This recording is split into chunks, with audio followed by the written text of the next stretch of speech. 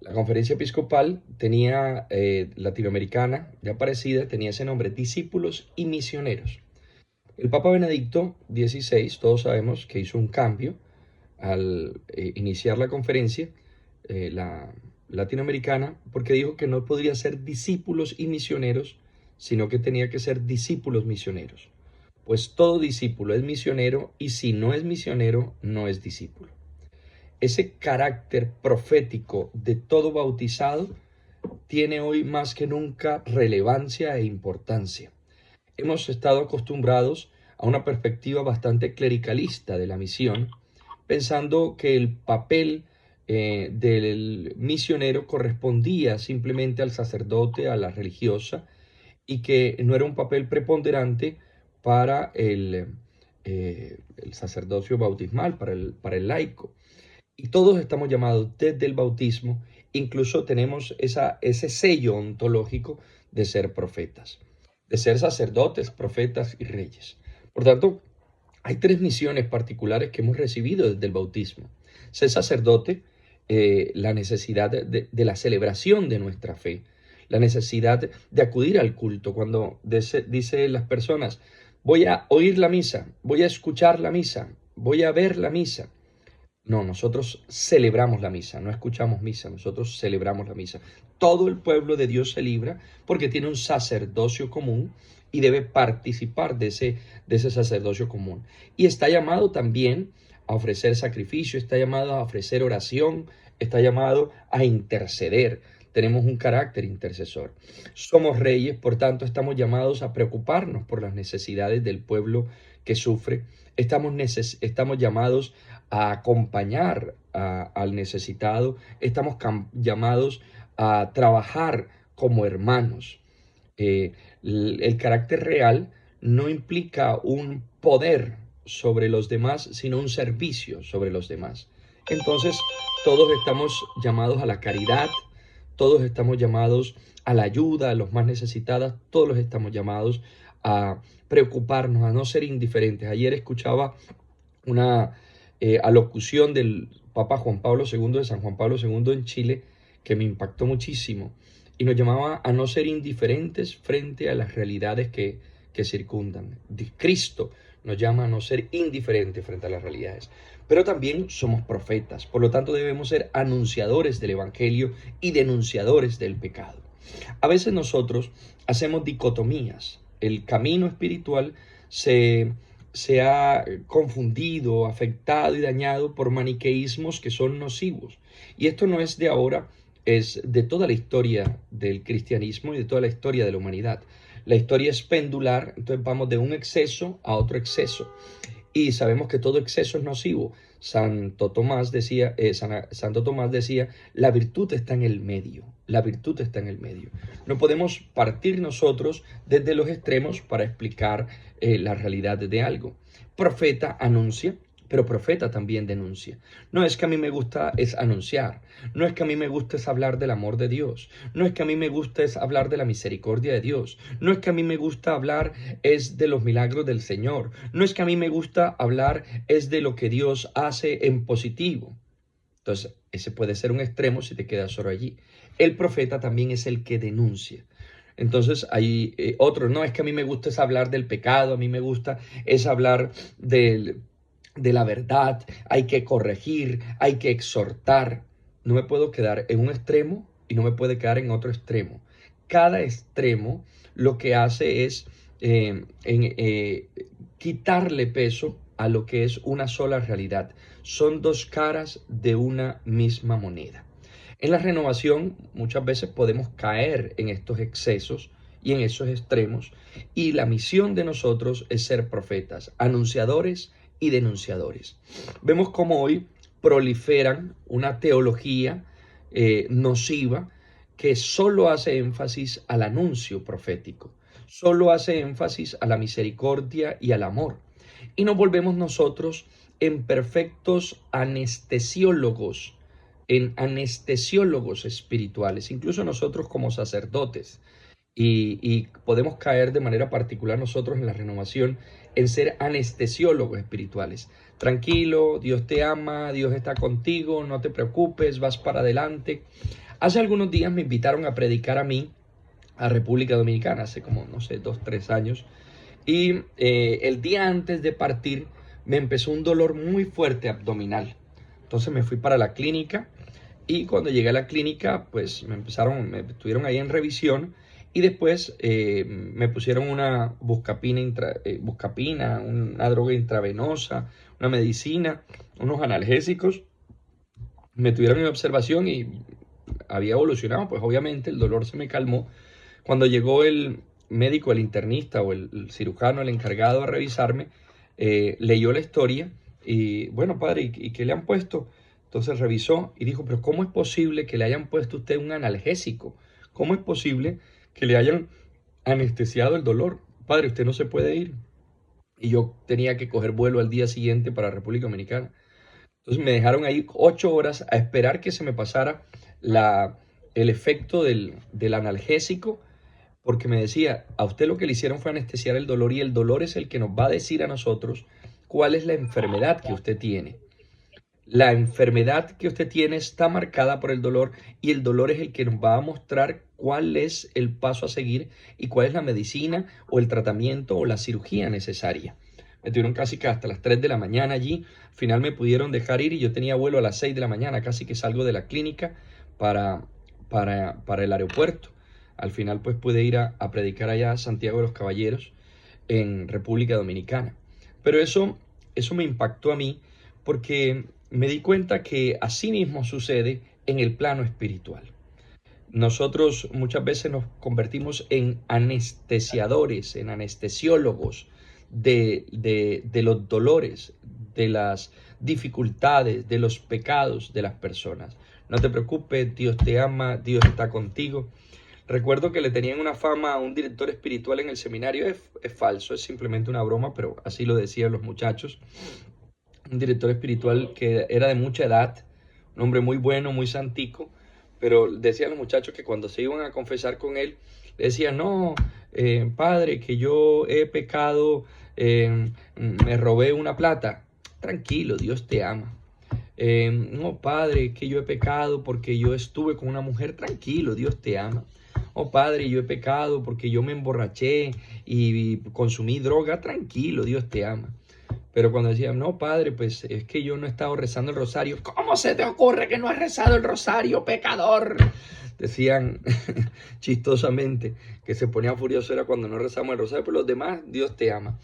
Y eso es una broma, pero a veces nosotros nos podemos convertir en profetas falsos. Profetas falsos porque cauterizamos la conciencia de las personas, porque les hacemos creer que como Dios nos ama, entonces no hay problema, no hay necesidad de cambio, no hay necesidad de conversión, podemos dejar la vida como la tenemos, no tenemos necesidad de hacer ninguna transformación. Y el profeta, como les decía, es el que anuncia y denuncia. Si el profetismo no lleva a la conversión y al cambio, es un falso profeta. Es un falso profeta. Un profeta que solo hable de amor, de misericordia y no lleve a interpelar el corazón de aquel que lo escucha, no es un profetismo adecuado. Es que debe llevarnos a la conversión, debe llevarnos a la transformación, debe llevarnos al cambio. La palabra del Señor tiene que llevarnos a ese proceso de conversión, de transformación y de cambio.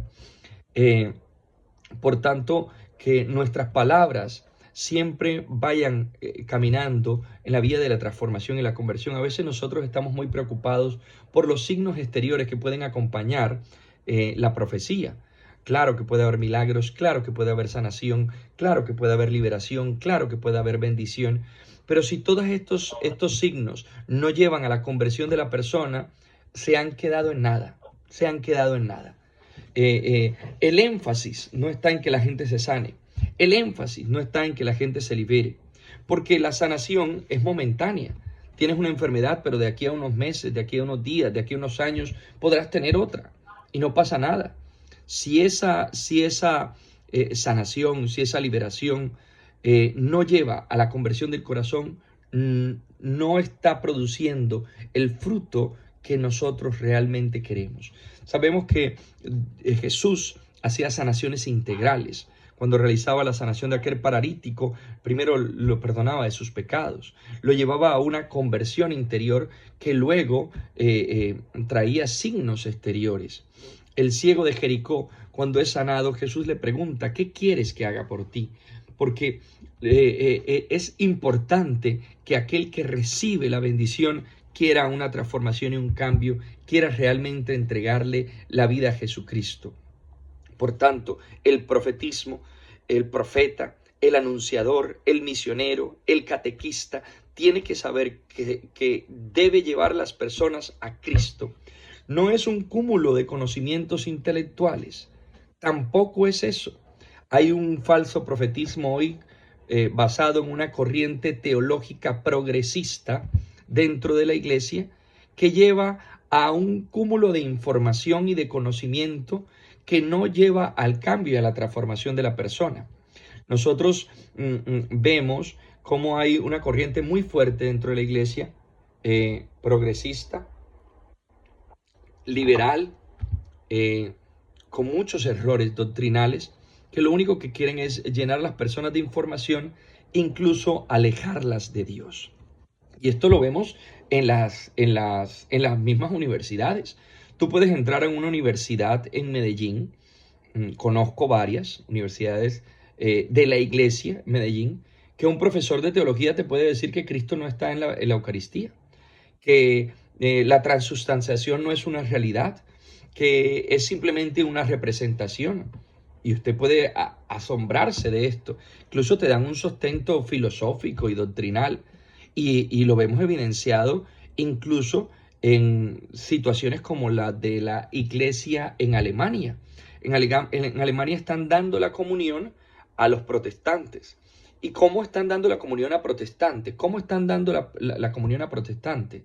Pues porque si son personas que no creen que está la presencia real de Cristo en la Eucaristía, entonces la comunión es cualquier cosa, entonces se la puedo dar a cualquiera. Entonces simplemente es un alimento espiritual. Y entonces, como Dios es un Dios de amor y misericordia, es mejor que te alimentes, desconociendo y cercenando la Escritura, desconociendo lo que dice San Pablo, que el que indignamente come y bebe el cuerpo y la sangre de Cristo, indignamente entonces se condena. Son corrientes teológicas que existen en el seno de la iglesia, que existen. Y entonces nos vienen con falsos argumentos teológicos y filosóficos a destruir la doctrina, y que no tienen un fin de llevar a la gente a tener fe, sino que tienen un fin de llenar a la gente de información. Y bajo la excusa de sacar a la gente de la ignorancia, lo que hacen es llevar a la gente a la falta de fe y al error. Un profetismo absolutamente falso, errado, porque sabemos cómo la Congregación de la Doctrina de la Fe ha rechazado la comunión que se le está dando en este momento a los protestantes, ha rechazado las bendiciones que se dan a las parejas del mismo sexo, ha rechazado todo este tipo de corrientes que incluso niegan la virginidad de la Virgen, niegan doctrinas y dogmas que son importantes y fundamentos en la iglesia. Sabemos que la teología es especulativa. La teología es especulativa. Es decir, la teología es una ciencia. Tú puedes especular, tú puedes estudiar, tú puedes analizar, tú puedes discutir, pero la fe no es especulativa. Entonces, bajo el bagaje de doctrina teórica, teológica, llevan a la gente a perder la fe. ¿Qué profetismo es ese? Que lleva a la persona a no convertirse a Jesucristo, a no entregar su vida a Jesucristo, a irse alejando, que pareciera que no, pero poco a poco va minando eso. Dicen algunos que en Roma hay mucha fe, en Roma hay mucha fe, porque todo el que va a Roma a estudiar la deja allá. ¿Por qué? Porque hay muchas doctrinas teológicas, muchas corrientes teológicas. Yo estoy muy contento en este momento del estudio que estoy haciendo aquí en España, en la Universidad Eclesiástica San Damaso. Estoy haciendo un máster en teología. Nosotros estudiamos teología y filosofía y estoy haciendo un máster porque es una universidad ortodoxa. Entonces, es una corriente teológica ortodoxa donde va a enseñar lo que es la doctrina de la iglesia durante 2000 años. La iglesia es teántrica. ¿Qué significa que es una realidad teántrica la iglesia? Es decir, tiene un componente humano y un componente divino. ¿Qué vemos nosotros? Que desde la perspectiva del componente humano, la iglesia puede ir avanzando. Por supuesto que puede ir avanzando. El Concilio Vaticano II es muestra de eso, de la realidad teándrica de la iglesia. Gracias a Dios hoy podemos celebrar la misa en idioma, en lengua vernácula, cada uno en nuestro idioma, de cara al pueblo y con muchas transformaciones litúrgicas. Que hoy podamos tener una Biblia, una Sagrada Escritura en nuestra casa, es muestra de eso, porque existió un momento histórico en el cual lo único que se tenía en las casas y los hogares era el catecismo por el rechazo a la reforma protestante, obedeciendo a una situación histórica particular. Entonces, la realidad teándrica de la iglesia nos muestra que hay cambios. En la iglesia se puede cambiar las formas, hay cosas que se cambian. Es más, que se necesitan cambiar porque la cultura y la historia va variando y entonces la forma en que lleva el mensaje también. La forma en que se llevó el mensaje en el pueblo de Israel fue una, la predicación de Cristo, el profetismo de los apóstoles en Palestina fue uno, el profetismo después de que se realizaron en los siglos I, II y III fue diferente, incluso se apropiaron de muchas palabras, de muchos conceptos propios de la filosofía griega. Y eso está muy bien, porque el profetismo tiene que llegar a inculturar, tiene que llegar a sacar lo bueno que hay en cada cultura, no a rechazar. No es una simple denuncia, ya hablaré de eso, de los profetas de calamidades, que es el otro extremo, pero no podemos llegar a denunciar y a señalar como nocivo y como malo toda cultura y toda historia. Hay que tomar lo bueno. Ahora que quieren rechazar, por ejemplo, el trabajo en redes sociales, quieren rechazar el trabajo que se hace con los jóvenes que tienen un lenguaje distinto y tienen una visión diferente. Yo tengo que entrar a ser profeta en esa cultura, imbuyéndome en ese lenguaje sin perder la identidad. Pero volviendo al tema, entonces esa realidad humana de la iglesia hace que podamos cambiar formas, que podamos cambiar ciertas metodologías, ciertos lenguajes. Pero también, como es teándrica, tiene una realidad divina. Y la realidad divina es inmutable. La realidad divina es objetiva. La realidad divina es eterna. La realidad divina es absoluta. Yo no puedo llegar ahora a decir que en la Eucaristía Cristo no está presente. Yo no puedo llegar ahora a decir que la Virgen María no fue virgen, desconociendo la Escritura y desconociendo 20 siglos de pensamiento cristiano. No puedo venir a decirlo. No puedo venir aquí a transformar los dogmas. No puedo venir aquí a rechazar la Inmaculada Concepción. Yo no puedo venir ahora a rechazar la realidad divina y humana del Señor, la unión hipostática que hay en las personas divinas. No puedo, porque Dios es uno solo. Hay una realidad divina que es inmutable. Un falso profetismo que bajo el auguro de ser progresista, de progresar, lo que hace es una falacia y termina dañando la fe. La iglesia no es progresista porque la iglesia no puede transformar su doctrina. Pero la iglesia tampoco es conservadora a ultranza, otro extremo, porque la iglesia va avanzando con la historia. O podríamos decirlo en positivo, toda la iglesia es progresista porque va avanzando con la historia, pero toda la iglesia es clásica, ortodoxa y conservadora porque la doctrina es inmutable y eterna. No podemos hacer dicotomías, no podemos hacer maniqueísmos, o esto, o soy esto, o soy aquello, o soy anunciador, o soy denunciador, o soy progresista, o soy conservador. Hoy vemos cómo el Papa Francisco es atacado por dos frentes. Las corrientes ultraconservadoras recalcitrantes atacan al Papa Francisco por sus formas pastorales, porque es un profeta en la historia, es un profeta que habla en el lenguaje de esta historia, en el lenguaje de esta cultura, que adopta el lenguaje humano. Y esto es propio de la misma pedagogía de Dios. La pedagogía de la fe, es decir, el medio a través del cual yo puedo transmitir la fe, tiene que beber de la pedagogía divina, es decir, el método que Dios utilizó para llevar el mensaje del Evangelio, para llevar el mensaje de Dios. La pedagogía de la fe tiene como fuente y tiene como culmen y tiene como camino y tiene como término la pedagogía divina. ¿Y cuál es el método de Dios para transmitir la fe, para anunciar y para denunciar, para llevar el mensaje? El método de Dios es la condescendencia. La condescendencia. Dios se abaja y habla al hombre como amigo, dice la Dei Verbum número 2, Concilio Vaticano II. Dios habla al hombre como amigo, habla al hombre en lenguaje humano para poder llevar su amor infinito. Habla en el lenguaje de los hombres, habla en el lenguaje entendible. Lo dice claramente San Pablo en la carta a los Filipenses. No hizo alarde de su categoría de Dios, sino que se anonadó haciéndose uno de tantos. La kenosis de Dios. Ese es el método de Dios. Dios viene a hablar en el lenguaje de los hombres. Y ese es el método que tenemos que nosotros tener como profetas de nuestra historia. Vivir en una historia concreta.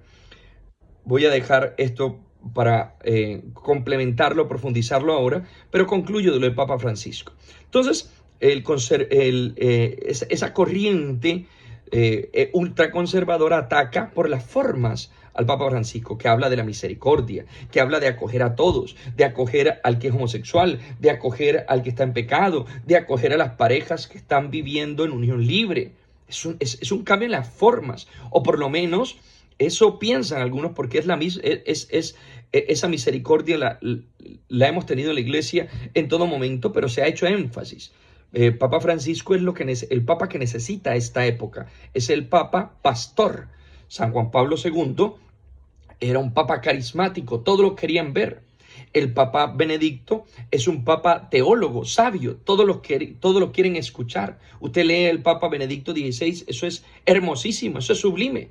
Él no es muy carismático visiblemente, pero en los escritos incluso es mucho más entendible y mucho más delicioso leer un escrito, valga la expresión, de Benedicto XVI que de Juan Pablo II.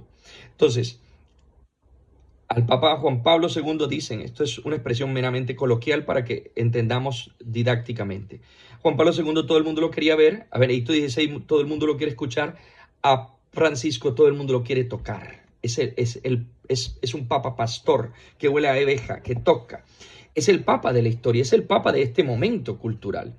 Pero es un papa también atacado por los liberales, porque en las doctrinas no cambia nada. No va a aceptar la bendición de las parejas del mismo sexo.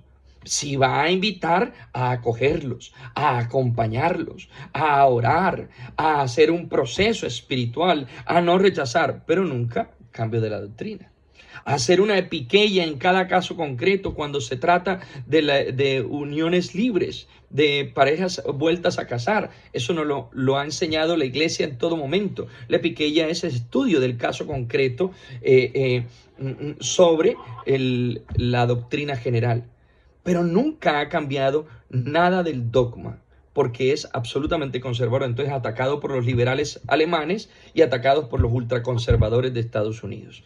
Es simplemente un ejemplo para decirles cómo nosotros nos sumimos en la iglesia en un péndulo y caemos en el error, o en un extremo o en el otro, y la virtud está en el medio. Vuelvo al tema inicial. El profeta debe ser anunciador, pero no debe quedarse por ese anuncio del amor, por ese anuncio de la misericordia, descuidar la denuncia. Si ese anuncio no lleva a la conversión, entonces es fútil. Si ese anuncio no lleva al cambio y a la transformación de vida, entonces es estéril que nuestro anuncio lleve a la conversión. El ejemplo clásico lo tenemos en la mujer adúltera. Yo tampoco te condeno, misericordia. Vete y no peques más. Exhortación al cambio y a la conversión. No podemos caer en el extremismo del anuncio, no podemos caer en el extremismo de la información teológica y el contenido doctrinal y teórico para llenarnos nosotros en la cabeza de un montón de conocimientos, de un montón de saberes, de un montón de conceptos, de teorías, de etimologías.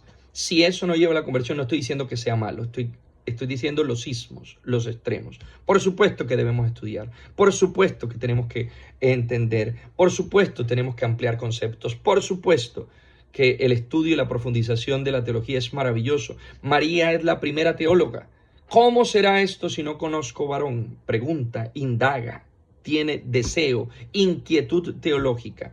Pero que esto no me lleve a mí a perder el fundamento, a perder la fe, a alejarme de Dios o a caer en errores doctrinales por estar montándome en corrientes teológicas modernas, por creerme el más actual, y lo que estoy haciendo es alejándome de Dios y de su doctrina adecuada. Herejes ha existido en el seno de la iglesia durante toda la vida y seguirán existiendo. Entonces, la herejía es normal en nuestra iglesia. Hoy es más tolerable que antes, pero ha existido y existirá. Y por eso tenemos que tener absoluto discernimiento de qué es lo que estudiamos y de qué es lo que aprendemos y para dónde vamos. Tampoco podemos caer en el otro extremo, un extremo un poco medievalista, de estar hablando de pecado todo el tiempo, de estar hablando de infierno todo el tiempo, de estar hablando de condena todo el tiempo, de limitar el profetismo a la sacramentalización. Entonces, lo importante es que la gente vaya a la confesión, lo importante es que la gente vaya a la misa, lo importante es que la gente vaya al sacramento y se queda allí. El mismo Concilio Vaticano II en la Sacrosanctum Concilium nos dice que la Eucaristía es centro y culmen de nuestra fe, pero que la Eucaristía no agota toda la realidad espiritual, no se agota allí. Nosotros en la renovación lo sabemos, que es un momento fundamental, centro y culmen de nuestra fe la Eucaristía, pero tenemos los grupos de oración, tenemos la misión, tenemos otros espacios catequésicos y de formación. Entonces tiene que estar unida la liturgia y la catequesis, o la liturgia y el profetismo tienen que estar unidos y imbuidos en la realidad espiritual, al servicio de la realidad espiritual. Son dos realidades que se unen en la evangelización, liturgia y catequesis, o liturgia y formación, el nombre que usted le quiera dar. Liturgia y catequesis es el nombre más clásico, pero al servicio de la espiritualidad. ¿Para qué la Eucaristía? ¿Para qué los sacramentos? ¿Para qué la liturgia? Para vivir una espiritualidad de conversión. ¿Para qué la catequesis? ¿Para qué la formación? ¿Para qué la predicación? Para vivir una espiritualidad auténtica y una entrega completa al Señor. Si no, no tiene sentido. Entonces, el hacer énfasis simplemente a lo negativo, también desdice de la labor del profeta. El profeta debe ser aquel también que habla de la misericordia. Es aquel que acoge. No es aquel que está poniendo paredes. No es aquel que está poniendo cerrojos. No es aquel que está cerrando puertas. Es que aquí los puros. Es que aquí los de la renovación. Es que aquí los que sí sabemos de Dios. Es que tú eres un pecador. Es que tú eres una pecadora. Es que tú vives en unión libre. Es que tú eres homosexual. Es que tú eres... Y ponemos tapujos, ponemos cerrojos, abrimos muros bajo la excusa de que tenemos que ir por la verdad y que no podemos contemporizar con nuestro tiempo y que no podemos ir en contra de la doctrina, y entonces perdemos la pedagogía divina que es fuente de la evangelización. Recuerden la pedagogía divina, la condescendencia. Dios se abaja, le habla lenguaje humano, habla a los hombres como amigos, habla desde el amor. Su plan es manifestar el amor. Ni un extremo ni el otro. Lo decimos coloquialmente. ¿Cómo? Ni mucho que queme al santo, ni poco que no lo alumbre. Entonces, ojo con un profetismo de extremos. Un profetismo solo de cabeza, de doctrina, de teoría. Ojo con un profetismo solo de emocionalismos y sentimientos. Ojo con un profetismo solo de actos y de acciones. No podemos tener una cabeza gigante y un corazón pequeño. No podemos tener un corazón gigante y unas manos pequeñas. Tenemos que ser seres integrales. Cuando dicen de Jesús, es que no habíamos escuchado esto antes. Nadie había hablado con esta autoridad. Nosotros, que hacemos parte de la pastoral profética, queremos predicar la palabra del Señor, queremos anunciar y denunciar, pues lo que necesitamos es la autoridad de Cristo. La autoridad de Cristo. La autoridad de Cristo. Porque si no, sus palabras no van a llegar. ¿Cómo alcanzo a tener la autoridad de Cristo? Hay dos elementos para recibir esta autoridad de Cristo. Dos elementos para recibir autoridad de Cristo. La tuvo la Virgen María, que solo con saludar a su prima Isabel, ya Isabel se llenó del Espíritu Santo, solo el saludo. Y nosotros nos preocupamos a veces por tantas palabras y María Santísima solo con el saludo. Dos realidades que son propias del profeta y que tenemos que tener mucho cuidado allí, mucho cuidado allí. ¿Por qué Jesús tiene autoridad? La autoridad que tiene nadie hablaba con esta autoridad. Lo primero es una realidad humana, la coherencia de vida. En Jesús hay una absoluta coherencia entre lo que piensa, lo que dice, lo que siente y lo que hace. Hay coherencia, hay una integralidad en él. No es, no es en palabras de Heidegger, una existencia inauténtica. Jesús no es inauténtico, no es inauténtico. Hay una integración absoluta. En palabras psicológicas, la madurez. Una persona es madura psicológicamente cuando hay una integración entre sus pensamientos, sus sentimientos, sus palabras y sus acciones. Autoridad del profeta. Dicho en palabras de Pablo VI, el mundo está cansado de los maestros. El mundo necesita testigos. Y si le cree a los maestros es porque al mismo tiempo son testigos. Debe haber una palabra acompañada por un testimonio de vida. Si no, no tiene sentido. Una palabra acompañada de un testimonio de vida. La autoridad en Jesucristo lo da la coherencia desde la perspectiva humana. Ahora, hay otra dimensión que es la dimensión divina. Recuerden, Jesucristo, verdadero Dios y verdadero hombre. Esas dos naturalezas que están íntimamente unidas en el Señor. Y a veces hacemos énfasis a una por presentar a Jesús tan divino, tan divino, tan divino, tan divino. Se nos olvida que también es humano. Entonces allá, montado en las nubes, casi nadie entonces podrá acceder, solo los santos, solo se olvida de los pecadores, estamos perdidos, no hay nada que hacer. Una realidad divina por allá, inalcanzable. Otros, entonces, por ponerlo tan humano, que entiende nuestras realidades y nuestros dolores, entonces perdemos la vocación a la que hemos sido llamados, que es la vocación a la trascendencia y a la santidad. Ojo con esos extremos, que en esos extremos están los grandes errores de la iglesia. Los grandes errores de la iglesia. Las herejías son eso, son manifestaciones de énfasis teológicos, que llevan al error. Hay matices, pero cuando yo me acentúo en un aspecto, termino descuidando el otro. Si tú ves, hay unas herejías que hicieron énfasis en la divinidad de Cristo y descuidaron la humanidad. Hay otras herejías que hicieron énfasis en la humanidad de Cristo y descuidaron la divinidad. Y así en muchos aspectos de los dogmas y las doctrinas y las verdades reveladas. Entonces, también hay una realidad divina en la autoridad de Cristo, que es que es Dios, es esa presencia divina, la autoridad la da la divinidad, la autoridad la da, vamos a decirlo de una manera mucho más carismática, más bíblica, la autoridad la da el Espíritu Santo.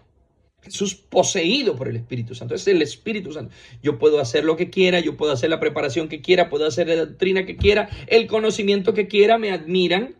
Pero si no hay Espíritu Santo, no hay nada. No hay nada. No hay nada. Si es el Espíritu el agente principal de la evangelización. El Espíritu Santo es el agente principal de la evangelización. Lo hemos conocido nosotros. Tenemos gente que es muy sencilla en nuestras renovaciones, muy sencilla en nuestras parroquias, y tienen un poder evangelizador inusitado. Tienen un poder en la palabra que uno se queda asombrado. Y palabras muy sencillas. Otros con grandes enlucubraciones, y lo único que hacen es perder la fe a ellos y hacerles perder la fe a otros. Hacen que los admiren. La gente los admira. ¡Ay, qué inteligente! ¡Ay, qué conocimiento tiene! Vacío, sin unción, con conocimiento, los admiras a esa persona, pero no te lleva a Cristo, pero no te lleva a Dios, pero no transforma tu vida, no hay una transformación. Entonces, ojo con los profetas que quieren anunciarse a sí mismos, ojo con los profetas que quieren llevar la gente a ellos mismos y que no llevan la gente a Dios, no porque no lo vayan a querer a uno, no lo vayan a amar a uno, no lo vayan en cierto sentido humano a admirar, Pero esa palabra que te está dando ese profeta, esa palabra que te está dando ese catequista, esa palabra que te está dando ese evangelizador, ¿te lleva a la conversión? ¿Te lleva al cambio? ¿Te lleva a doblar rodilla y a entregar tu vida por completo a Jesucristo? Porque si no lo hace, la palabra de Dios es muy clara. Por sus frutos los conoceréis. Y se maldijo la higuera que no dio fruto. Fue maldecida por Dios. Maldita la higuera que no da frutos, que busca su propio beneficio. Los frutos son los que evidencian dónde está el profeta de Dios. El profeta de Dios. Y eso solo se puede dar si es el Espíritu Santo el que lleva el derrotero, el que lleva el poder, el que lleva la autoridad, el que lleva el control de la palabra de Dios. Preparamos muy bien, doctrinalmente muy bien, y nos quedamos en nada. Hay un extremo en la catequesis, y nos ha pasado mucho en Colombia y en el mundo. Un extremo doctrinal. Enseñarle a los niños. Vamos a enseñarle a los niños. Enseñémosle los 7 sacramentos, los 10 mandamientos. Enseñémosle las oraciones. Enseñémosle las partes de la misa. Ya está el niño preparado para la catequesis. Error. Error garrafal. Craso. Rampante. Supino. ¿Cuánto daño hace eso? ¿Cuánto daño? Y hoy que tenemos un montón de paganos bautizados, un montón de paganos que han hecho la primera comunión, pero paganos, porque no han tenido un encuentro personal con Cristo vivo y resucitado. Eso no implica que no sea tan importante y tan valioso la enseñanza doctrinal, pero absolutamente. Porque también una catequesis que solo se basa en emociones y en sensiblería no tiene un fundamento sobre el cual se pueda soportar en un futuro y que se extienda en el tiempo. Entonces, simplemente cuando siento, simplemente cuando tengo una sensación, entonces voy a estar. ¿Cuánto error hay en la renovación cuando hay gente que fundamenta su conversión solo en la sensibilidad? Incluso no en la sensibilidad, en la sensiblería. Entonces, cuando no siento a Dios, entonces Dios no está. Entonces, cuando no hay milagros, cuando no hay carismas, entonces Dios no está. No tengo mi fe cimentada realmente sobre la roca, que es Cristo Jesús. No he desarrollado también un proceso de conocimiento del Señor. Los extremos son nocivos. Entonces, hemos pasado de las catequesis doctrinales teóricas donde la gente, donde los niños, donde se proporcionan simplemente un conocimiento y una información y no hay un cambio, una transformación. No hay un encuentro personal con Jesucristo. O catequesis muy dinámicas. Es que lo importante es que los niños se sientan bien o que los adultos se sientan bien. Entonces, dinámicas y prácticas pedagógicas y convivencias y tantas cosas. Y no llevamos a Jesucristo. Es el Espíritu Santo. Claro que debemos ser dinámicos. Por supuesto que hay que utilizar todas las herramientas psicológicas, pedagógicas, didácticas que se puedan hacer. Claro que tenemos que enseñar la doctrina del Señor. Pero todo esto llevado por el Espíritu Santo a una experiencia auténtica, una experiencia, porque Dios es una experiencia. Es que tengo que experimentarlo, no son palabras mías, es que Benedicto XVI lo dice, el cristianismo no es un concepto teórico, por Dios, no es un conocimiento intelectual, lo dice en la Deus Caritas Est. El cristianismo no es un cambio moral. Antes tomaba trago, ahora no tomo trago. Ya soy un convertido, ya me convertí. Yo antes era un adúltero, ya no soy un adúltero, ya me convertí. Yo antes era un ladrón corrupto, ahora no soy un ladrón corrupto, ya me convertí. No es un cambio moral. El cristianismo es una experiencia, es el encuentro personal con una persona, de Jesús, la persona adorable de Jesucristo. Lo dice también claramente Francisco en la Evangelii Gaudium. El gran problema del cristianismo hoy es que los cristianos no han tenido un encuentro con Cristo. Y si lo han tenido, como muchos en la renovación, no han renovado ese encuentro. No renuevan encuentro. Dice Orígenes, hay que renovar la novedad. Ojo, carismáticos, hay que renovar la novedad. Lo vuelvo a repetir, carismáticos, hay que renovar la novedad. Si no, ya no es novedad. Hay que renovar la novedad.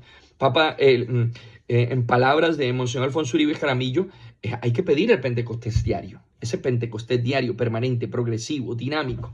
Ese hay que pedirlo absolutamente. Entonces, el profeta tiene que ser llevado por la autoridad del Espíritu Santo. Debe ser guiado por la autoridad del Espíritu Santo. Y es el Espíritu Santo el que logra la conversión. No soy yo, no son mis capacidades, no es mi conocimiento, no es mi esfuerzo. es el Espíritu Santo, incluso que actúa antes de que yo haya emitido la palabra, antes de que yo esté predicándole, antes de que yo esté catequizándole, antes de que yo esté formándole. Ya el Espíritu Santo, en palabras de Francisco, dice, le ha primeriado, Dios le primerea. Dios ya ha obrado en el corazón de esa persona para disponerlo a recibir la palabra del Señor. Entonces el protagonista no es el catequista, el protagonista no es el misionero, el protagonista no es el evangelizador, el profeta, el predicador. El protagonista es el Espíritu Santo y es Él el que obra.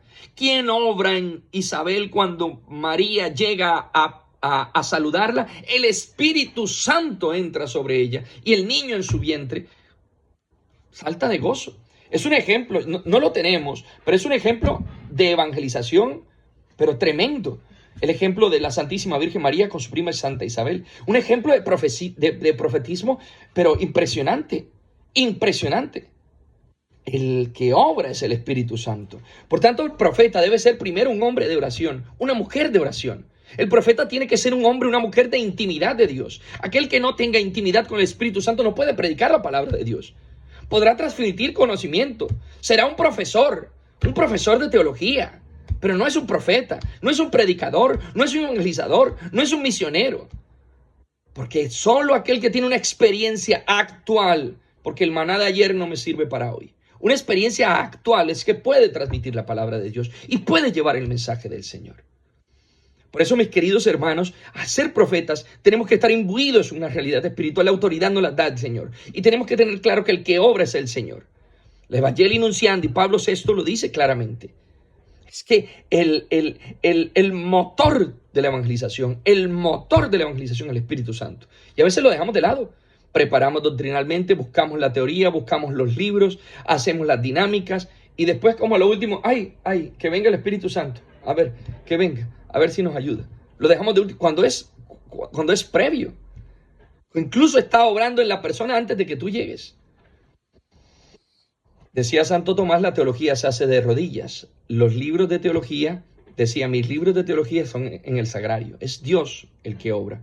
Y a veces creemos que somos nosotros y nuestro conocimiento, nuestro avance cultural, histórico, teológico, arqueológico. Casi que decimos, Sagrado Corazón de Jesús, confía en mí, porque es que yo me la sé. Porque es que yo estudié en Roma, porque es que yo estudié en Lovaina, porque es que yo estudié en España. Porque es que yo. La falacia del yo. Es Dios.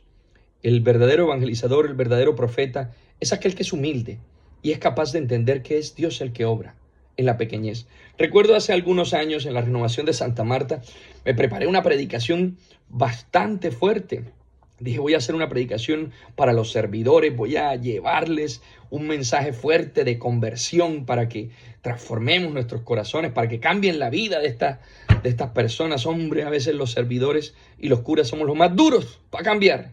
Llevamos años ahí, ya nada nos mueve, nada nos mueve. Somos como esas joyas que tienen un aislante que no permite que se les pegue la comida, ¿cierto? Eso es antiadherente. Tienen esa herramienta que utilizan las ollas y los sartenes para que no se les pegue nada. A veces que parece que tuviéramos ese antiadherente porque estamos en las cosas de Dios, estamos en la oración y no se nos pega nada. Nada nos toca. Tenemos teflón espiritual. Llevamos 20, 30 años en la renovación, 5, 10 años en la iglesia, en la parroquia. Tenemos teflón. Te digo, voy a predicarles a estos servidores y voy a preparar una predicación. Oye, me preparé yo, qué tremenda predicación. Eso cité a los padres de la iglesia, eso mejor dicho. La doctrina, los documentos, mejor dicho, y también carismático y mejor. Cuando salí, iba saliendo yo, la misa la celebramos en un segundo piso, iba bajando las escaleras, iban dos señoras adelante. Y se miró una a la otra y dijo, oye, el padre no dijo nada, ¿verdad? Y le dijo la otra, sí, ¿verdad? No dijo nada, hoy nada dijo. Y yo, ay, ¿cómo así, Dios mío? O sea, todo lo que preparé, todo lo que estudié, todo lo que me demoré haciendo esta predicación, esta homilía, y estas señoras me tiraron por tierra todo. El padre no dijo nada. Entonces, a veces creemos que somos nosotros. Claro que después siguieron hablando y dijeron, sí, no dijo nada. Ni una sola palabra de conocimiento. Ellas estaban preocupadas en la misa, era porque palabra de conocimiento decía yo, no sobre la palabra de Dios. Dijo, Dios hoy no nos habló. Dios hoy no nos habló. O sea, Dios no habla en la homilía, sino en la palabra de conocimiento, en el carisma extraordinario. Ahí vemos otro extremo nocivo. Entonces no somos nosotros, es el Señor el que obra. El Señor es el que obra. El Señor es el que acompaña. El Señor. Ahora, no podemos caer tampoco en el otro extremo. Entonces el espiritualismo, entonces el emocionalismo, y no va acompañado eso de también un fundamento teórico y un piso teórico que le da herramientas a las personas para poder crecer, avanzar conceptualmente. Entonces caemos y hacemos falacias con una cosa. Es que esto es emocionalismo.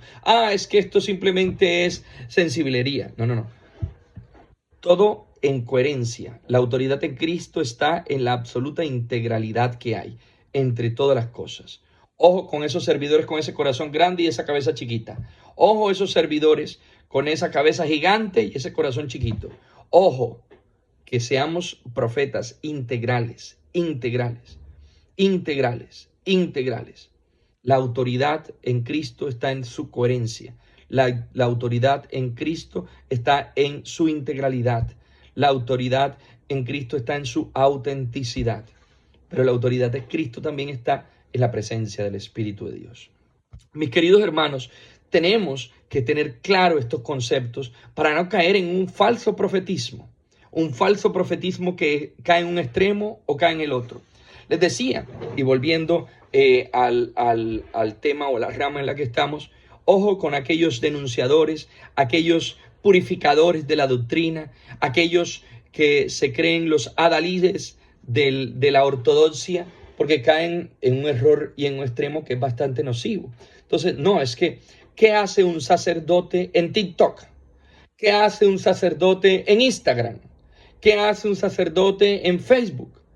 Pues un sacerdote no hace nada en TikTok por sí mismo, ni en Instagram. No hace nada por sí mismo. Pero si la gente está allí, si el pueblo de Dios está allí, si allí está al que se le debe anunciar, yo tengo que ir. Yo no puedo ser como Jonás y voltear la espalda. Si ahí están nuestros jóvenes, si ahí están nuestras nuevas generaciones. Ahora, yo no puedo ponerme en esas plataformas que son nuevos aerópagos, lo decía San Juan Pablo II. En estos nuevos aerópagos, yo no puedo utilizar el lenguaje propio de nosotros. Yo tengo que entrar en la condescendencia divina y tengo que entrar en el lenguaje de ellos. San Juan Bosco decía, entrar con la de ellos para salir con la de nosotros.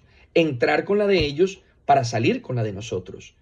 Podemos caer en un error con un falso integrismo. En ese integrismo, esa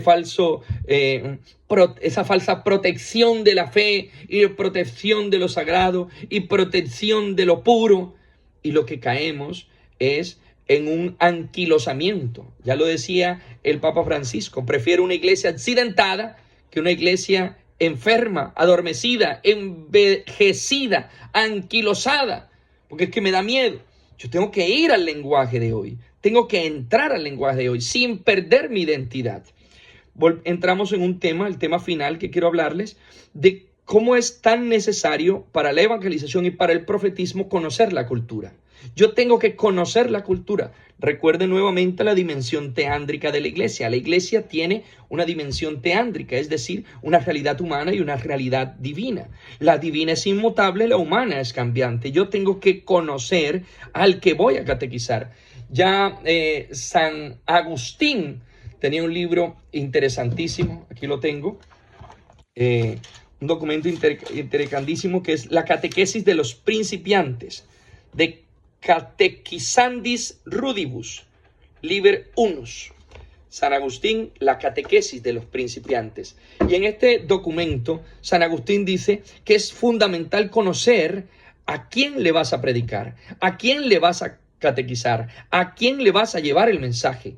Porque si tú te conservas en tu estado, es que aquí la gente tiene que llegar, es que aquí la gente tiene que buscar. Si buscamos todavía una iglesia del medioevo, en donde la gente llegaba a la iglesia, en donde el sacerdote era el rey, o donde era considerado un príncipe, en donde aquel que tenía el evangelio era el más respetable. No, vivimos en un mundo que es incrédulo.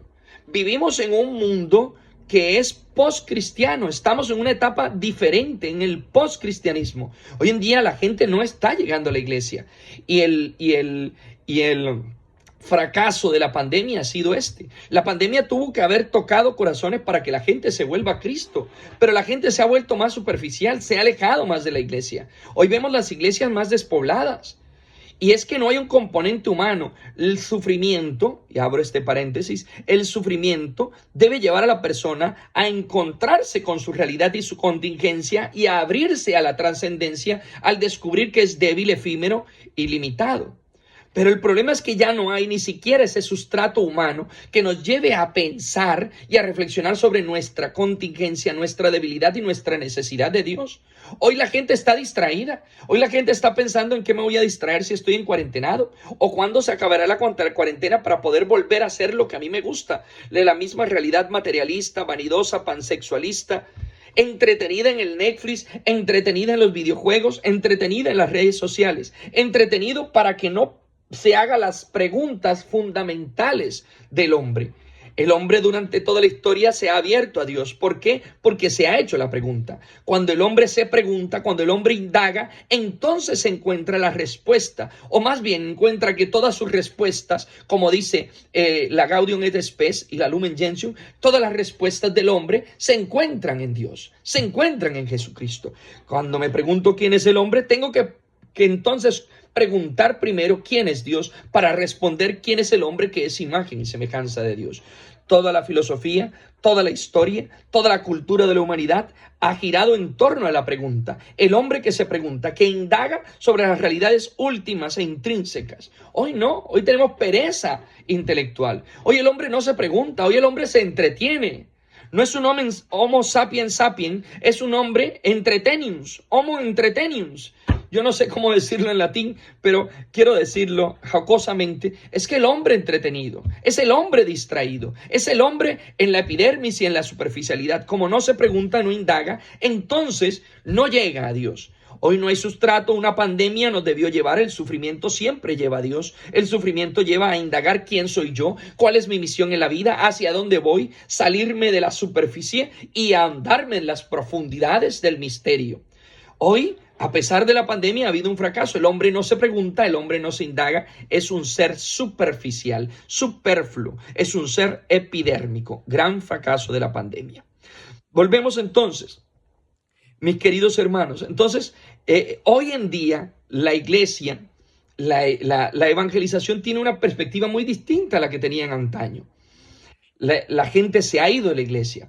Preguntaba sobre la realidad no solo en Europa, es una realidad en América, es una realidad en Montería, es una realidad en nuestras ciudades en Colombia. Hoy decimos la iglesia está llena, pero claro, con un aforo reducido. La iglesia no está llena, ni punto de comparación como antes. La gente se ha metido en las redes sociales creyendo que las redes sociales o el internet van a suplir la presencialidad, que es un error.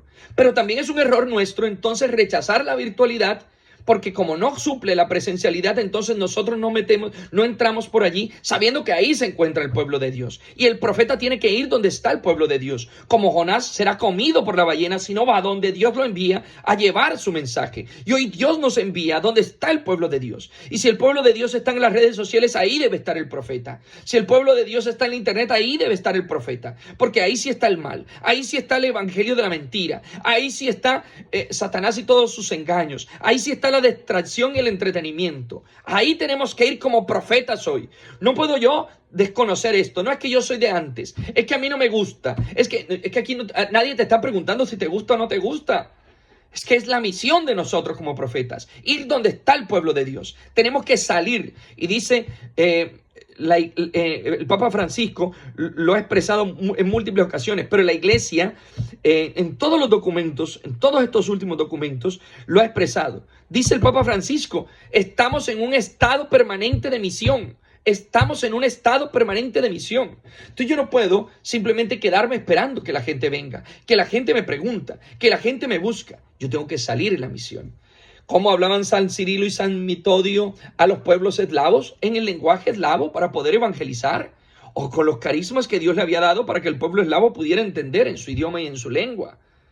Tenemos que ir al lenguaje, así como yo me abajo al lenguaje del hombre. ¿Cómo se dio la evangelización en América? Oye, por un post. Perdónenme, estoy siendo demasiado coloquial. No quiero ser blasfemo, ni mucho menos. Simplemente estoy utilizando el lenguaje actual. Pero, o sea, por Dios, Nuestra Señora de Guadalupe, si tú lo hablas, es un post de Dios, dicho en un sentido positivo. Es el post de Dios para los pueblos indígenas, que veían que los evangelizadores europeos iban con sus imágenes, no podían hablar en el lenguaje indígena, no tenían la forma, no sabían el lenguaje indígena. Entonces venían con imágenes a evangelizar, pero traían unas vírgenes, unos Jesús blancos, rubios, ojos verdes, ojos azules, no les decía nada. Y Dios en su infinita misericordia permitió la aparición de la Santísima Virgen María en la tilma de San Juan Diego. Es un post de Dios de la época del 1500. Es un post de Dios hablándole en el lenguaje indígena, mostrando una Virgen morena con todos los elementos que ya conocemos, con la cinta, mostrando la cinta en el vientre, mostrando que estaba embarazada, pero con el pelo suelto, mostrando que era una virgen aún, con todas las estrellas, con todos los signos, la luna, con todos los signos indígenas, que ya sería objeto de otra predicación, como la evangelización en América se fue transformada a través de la aparición de la Santísima Virgen María, con descendencia divina. Esa es la pedagogía de Dios. En el lenguaje de los indígenas habla y toca. Esa es la pedagogía de Dios. Esa es la forma, el método que Dios utiliza. Asimismo, yo tengo que ir a estos nuevos aerópagos, tengo que ir a esta cultura mediática, pero tengo que entender el lenguaje. Y aquel que llega a una nueva cultura no puede rechazar la cultura. Yo no puedo rechazar, simplemente decir, es que eso es tonto, es que esto es ridículo, es que esto es malo, es que esto es satánico. Cuando San Pablo llega a Atenas a evangelizar y ve todos esos monumentos, no dice, como lo podría decir alguien de ahora, algunos de estos cristianos de ahora, a tumbar todos los monumentos y a romperlos y a decir que son unos idólatras. No, llegó allá y dijo, mira, ese Dios desconocido, ese que ustedes adoran, el Dios desconocido, de ese les vengo a hablar. En la cultura, encontró en la cultura un elemento positivo para poder evangelizar. Porque ellos, el problema grande de esa época no era un problema de imágenes, sino ni de idolatría, sino que era un problema de politeísmo. Ese era el problema, un problema de politeísmo. Por eso los evangélicos no entienden ahora los escritos de la Sagrada Escritura, porque creen que era un problema de idolatría. El problema no es de idolatría, el problema es de politeísmo. Obviamente el Señor rechaza la idolatría, pero el problema de fondo era el politeísmo. Tenían en cada ídolo de esos un falso Dios. San Pablo no llegó rechazando, señalando, maldiciendo, tumbando, sino que encontró en la cultura un aspecto positivo y a partir de ese aspecto positivo lo empezó a evangelizar. Les recomiendo el nuevo directorio para la catequesis, entendido en un sentido amplio porque no sabemos ni siquiera qué es catequesis. El nuevo directorio para la catequesis, sacado por Monseñor Fisichella, el Papa Francisco, que nos invita a encontrar en esta cultura de hoy, encontrar lo positivo, lo que conecta con el cristianismo.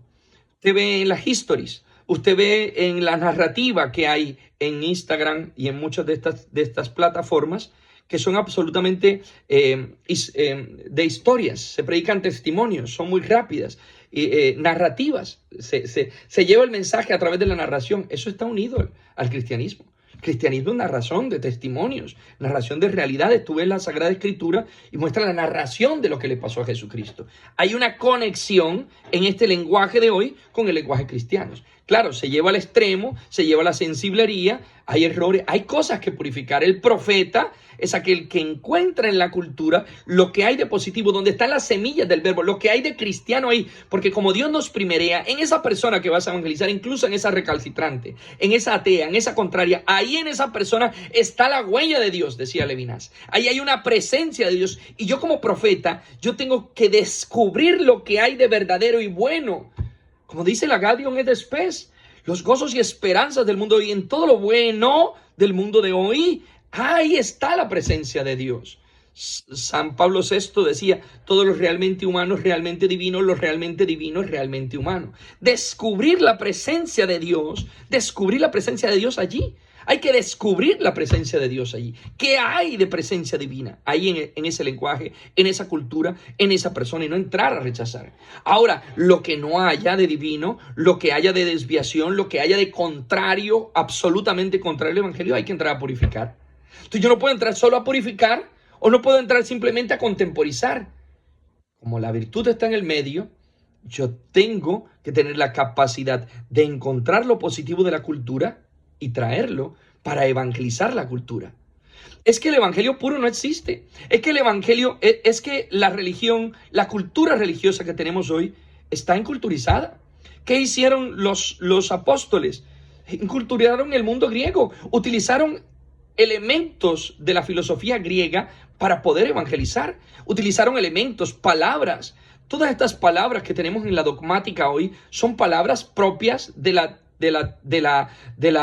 filosofía griega, y la cristianizaron. El concepto de persona, nada más el concepto de persona, el concepto de hipóstasis, el concepto de transubstanciación, son conceptos dogmáticos que nacen de la filosofía en una cultura que fue evangelizada. No son conceptos que son previos o que son dichos por Jesús. Encontraron en la cultura lo positivo, y entonces encontraron lo que había allí de presencia de Dios, y entonces lo usaron para la evangelización. Y lo que no era lo purificaron.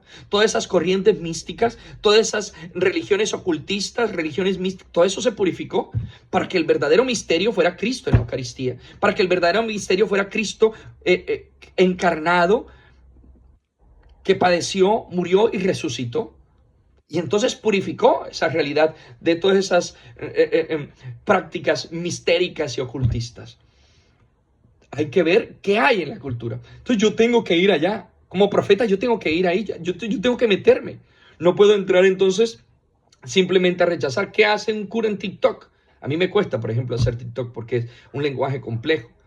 ¿Pero qué hace allí? Pues con el lenguaje de los jóvenes, que solo tienen 15 segundos y solo es a través de un canto, tengo que llevar el evangelio. No puedo contemporizar y no purificar la pansexualidad, el exceso de sexo, el exceso de violencia. Yo no puedo contemporizar con eso, pero tengo que utilizar el lenguaje para llevar un mensaje de Dios, un mensaje divino. Lo mismo en cada una de los lenguajes que hay hoy, porque la cultura va vertiginosamente. Entonces no puedo simplemente rechazar satanizar, la cultura de hoy. El profeta es aquel que se imbuye en esa cultura, que utiliza el lenguaje propio de esa cultura, y que lleva el mensaje de Dios, que siempre es nuevo, que siempre es novedoso, que siempre renueva, que siempre transforma y que da verdadera vida. Porque entonces a través de esa cultura no van a encontrar vida. El joven no es feliz. El joven de hoy no es feliz. Siempre necesita más y más imágenes, necesita más y más placer, más y más experiencias para poder estar sostenido, pero no es feliz. El único que trae la felicidad es Cristo. Cuando en su lenguaje le demuestro esto, su vida es transformada. Porque el profeta debe anunciar y denunciar para llevar a Cristo. Eso es lo más importante.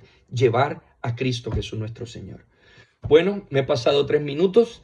Me alegra mucho estar con ustedes y le pido al Señor que seamos verdaderos profetas del Señor, que anunciemos y denunciemos, que anunciemos el mensaje, el amor de Dios, la palabra del Señor, y que denunciemos el pecado y la mentira, lo que hay de mentira hoy en un mundo pansexualizado, en un mundo que lo bueno lo transforma en malo y lo malo lo transforma en bueno. Hoy tenemos que denunciar, tenemos que ser capaces de denunciar. No sé si dice verdad, si dice suficiente énfasis en la denuncia, la necesidad de denunciar hoy tanta mentira con el aborto, con la eutanasia, con la ideología de género. Hoy me levanté llorando, se los admito, hoy me levanté llorando por el pueblo cubano. me levanté llorando, y llorando por la respuesta incluso tan doble de muchos cristianos y de muchos países hoy ante el sufrimiento del pueblo cubano. También la injusticia y el dolor que vivimos nosotros en Colombia y en tantos países. Y nosotros no podemos ser indiferentes. Tengo un mensaje muy bonito, no es mío, es de San Juan Pablo II, y nos habla de anunciar y denunciar de una manera tan poderosa. Quisiera incluso leérselos porque quisiera concluir con eso. Decía San Juan Pablo II, el amor vence siempre. Cristo nos está pidiendo que no permanezcamos indiferentes frente a la injusticia y que nos comprometamos responsablemente en la construcción de una sociedad más justa, más cristiana y una sociedad mejor. El profeta debe denunciar la injusticia. No podemos contemporizar con la corrupción, no podemos contemporizar con tanta pobreza. El pueblo está con hambre, el pueblo está necesitado, el pueblo está... Y nosotros no podemos simplemente pasar de lado y dar palmaditas en la espalda y decir, Cristo te ama. Dice Santiago, si un hermano que te pide, tú le dices, Dios te bendiga, y no le ayudas, tú no eres cristiano, tú no estás cumpliendo el cristianismo. No es solo una palmadita y Dios te bendiga. Una fe sin obras es una fe muerta. Muéstrame a través de tus obras, muéstrame tu fe sin obras, que yo a través de mis obras te mostraré mi fe. Entonces, primer punto. Segundo punto de San Juan Pablo II. Pero para esto es imprescindible que alejemos de nuestra vida el odio, la división, la violencia, y reconozcamos como engañosa, falsa, incompatible con el seguimiento de Cristo toda ideología que proclame la violencia y el odio como herramienta para conseguir la justicia. Claro, absolutamente diáfano. Entonces, ojo con la mentira. No podemos ser indiferentes frente a una realidad que sufre, pero tampoco podemos proclamar ideologías que sean violentas, ideologías que dividan, ideologías que laceren y que dañen. Los extremos. San Juan Pablo II, perdónenme que hable un poquito y termine con esto, San Juan Pablo II denunció el capitalismo salvaje, el neoliberalismo a ultranza, y denunció el comunismo y el socialismo. Nosotros los cristianos, los profetas de Dios, no somos ni de izquierda ni de derecha. Ojo, que a veces nos convertimos en políticos. No somos ni de izquierda ni de derecha. Somos de Cristo, de Cristo. De eso somos, de Cristo. Y anunciamos lo que hay de bueno en cada uno, pero denunciamos también lo que hay de malo en cada uno. Y por eso tenemos esa capacidad de anunciar y denunciar, porque nosotros no nos vendemos con nadie, ni estamos casados con nadie, sino solo con Cristo. Profetas que anuncian y denuncian. El Señor esté con ustedes. La bendición de Dios Todopoderoso, que es amor, Padre, Hijo y Espíritu Santo, descienda sobre ustedes y les acompañe siempre. Amén, amén, amén.